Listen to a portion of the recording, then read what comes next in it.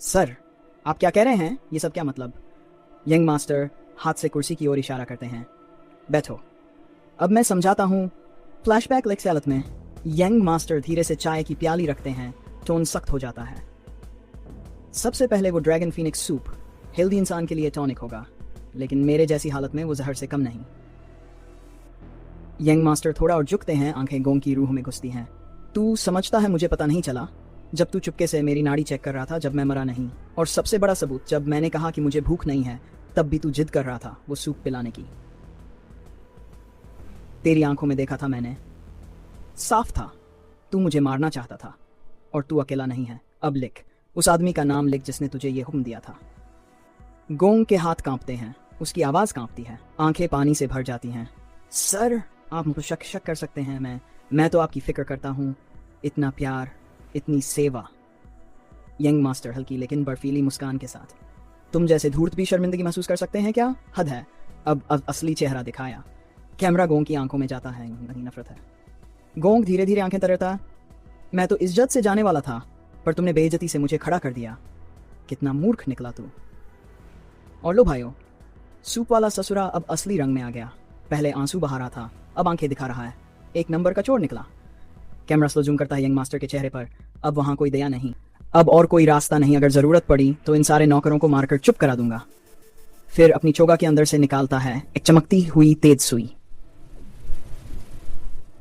अम्मारे, अब तो murder live होने वाला है। पर तभी यंग मास्टर हिलते भी नहीं और जैक एक कराटे चॉप सीधा गले पर। गोंग सुन की आंखें फट जाती हैं, खून का फव्वारा मुंह से निकलता है और वो धड़ाम से गिर पड़ता है। यंग मास्टर एकदम कूल अंदाज में चिकन की बाइट लेते हैं। मैं बात कर रहा हूं और तू मर्डर प्लान कर रहा है? तमीज सीख पहले। भाई साहब, ऐसा चॉप पड़ा जैसे नेटफ्लिक्स के स्किप इंट्रो बटन ने पूरा एपिसोड ही स्किप कर दिया हो। लेकिन जीत के इस पल में यंग मास्टर की नजर अपने ही हाथ पर जाती है। ये कितना दर्द, ये शरीर वाकई में दयनीय है। मुझे जल्दी रिकवर करना होगा। कैमरा स्लो पैन करता है गोंग सुन की बेहोश देह। जब ताकत वापस आ जाएगी, तब चाहे पूरा इन्हा मर्चेंट ग्रुप ही क्यों ना हो, मैं पीछे नहीं हटूंगा। तभी एक झटका, यंग मास्टर लड़खड़ाते हैं, घुटने पर गिरते हैं, माथे में चुभता है एक तेज सिरदर्द। सर, दूर से कोई फ्लैशिंग इमेजेस। यादें? गोंग माँ, नहीं, ये मेरी यादें नहीं। नहीं नहीं, ये तो मेरी यादें नहीं हैं। ओ भाई साहब, अब आया असली ट्विस्ट। मतलब अब सिर्फ साजिश नहीं, अब दिमाग में भी डाटा ट्रांसफर हो रहा है। यंग मास्टर बुदबुदाते हैं। तो ये था सच। लाइजन की यादें सामने आती हैं। यिन्हा मर्चेंट ग्रुप का सबसे बड़ा बेटा, पर न तेज दिमाग न मजबूत शरीर। छोटा भाई पढ़ाई में बाप निकला, तीसरा भाई तलवार से शेर मार दे, और ये सिर्फ पैसा और पार्टी। और जब सुधारना चाहा, तब तक शरीर बिगड़ चुका था, परिवार ने छोड़ दिया था। इस दूर विला में मरने के लिए छोड़ दिया गया, कोई पूछने भी ना आया। भाई, ये सिर्फ एक फेल बेटे की कहानी नहीं है, ये उस इंसान की कहानी है जो बदलना चाहता था पर मौका नहीं मिला। और अब जब दूसरा जीवन मिला है, ये कहानी रुकने वाली नहीं।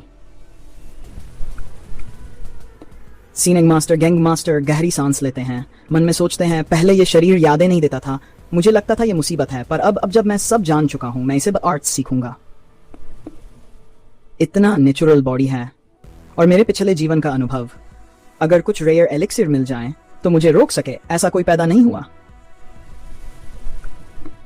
आंखें घूमती हैं और सामने देखते हैं सोने के सिक्कों का ढेर। एलिक्सिर? अब कोई भी चीज खरीद सकता हूं, अब मैं बर्बादी नहीं बादशाहत लिखूंगा। नजर जाती है गोंगसुन की ठंडी लाश की तरफ। ओह, इसे दफना दो।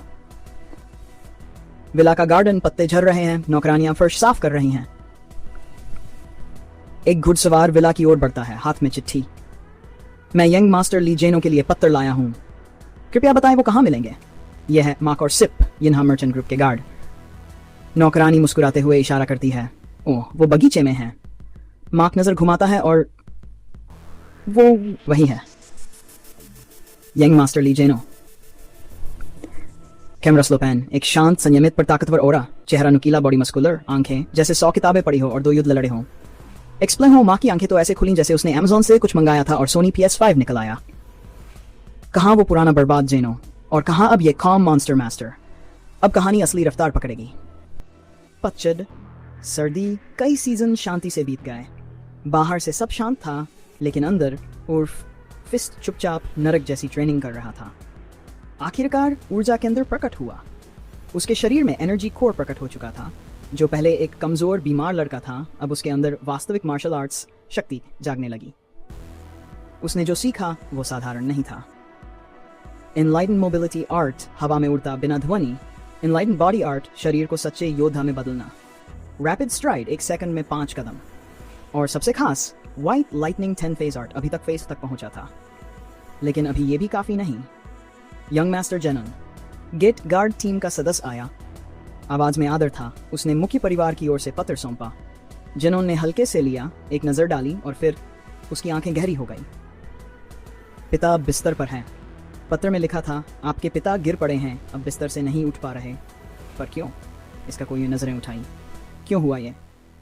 मशीन अप और उसका साथी थोड़ा हिचकिचाए, फिर बोले, शायद ओ यांग कबीले की वजह से। उनकी तथाकथित प्रोटेक्शन फीस अब असहनीय हो चुकी है। जिनोन की आवाज ठंडी हो गई। क्या उन्होंने कोई खतरा टाला या हमला रोका? दोनों गार्ड एक साथ बोले, कुछ भी नहीं। बल्कि जब लिटिल डेटी सेक्ट ने भी टैक्स मांगे तो ओयांग ने साफ इनकार कर दिया। कहा, हम सिर्फ यूना मर्चेंट ग्रुप के लिए काम करते हैं। भाई, ये तो जैसे प्रोटेक्शन फीस नहीं, भत्था सिंडिकेट चला रहे हैं, हफ्ता वसूली ऑन डिलक्स मोड। जब गार्ड ने ओयांग कबीले का नाम लिया, जिनन एकदम शांत हो गया। एक इतना ताकतवर नाम कि पुराने फिस्ट किंग ने भी सुना था। अगर मैं इस एक कबीले से निपट लूं तो शायद पूरा जाल ही टूट जाए। लेकिन एक और कारण था। मशीन अपने हिचकिचाते हुए कहा, सर, आपके पिताजी के गिरने की एक और वजह है। आपके दोनों छोटे भाई, दूसरी और तीसरी संतान, आपस में तलवारबाजी कर बैठे। क्या कहा? जिनों का हाथ अपने सिर पर चला गया। ये बच्चे मेरे पिताजी के सामने ही लड़ पड़े, और वो भी यूना मर्चेंट ग्रुप के लीडर के सामने। भाई, ये कोई WWE था क्या? फैमिली डिनर को बॉस फाइट में बदल दिया। मैं चुप नहीं बैठ सकता। मशीन अपने कहा, इससे आपको कोई नुकसान नहीं होगा जनाब। पर जिनों ने बीच में ही काटा, नहीं, मैं अब वो कमजोर जिनियन नहीं जो चुपचाप कोने में बैठा रहे। उसने चिट्ठी वापस की और ऐलान कर दिया, मैं खुद जाऊंगा और सबका मुंह बंद कर दूंगा। थोड़ी देर बाद गार्ड ऑफिस में मशीन अपने गुस्से में मेज पर मुक्का मारा। ये जिनन बिल्कुल बदल गया है। बाकी गार्ड हंसने लगे। क्या वो निकम्मा लड़का अब योद्धा बन जाएगा? कल तक जिसे चलना नहीं आता था, आज वो मार्शल आर्ट्स करेगा? क्या बात। लेकिन तभी हनिप आ गया, चुपचाप। वहां पीछे से एक ठंडी हवा चली और एक डरावनी छाया एक गार्ड के पीछे उभरी। हनिप, गार्ड स्क्वाड का वाइस कैप्टन, बिल्कुल चुपचाप आया और हंसते गार्ड का सिर पकड़ लिया। तुम मजाक उड़ा रहे थे? पूरे कमरे में सन्नाटा। हनिप ने मशीन अप की ओर देखा। क्या सच में जिनियन की तबीयत ठीक हो गई है?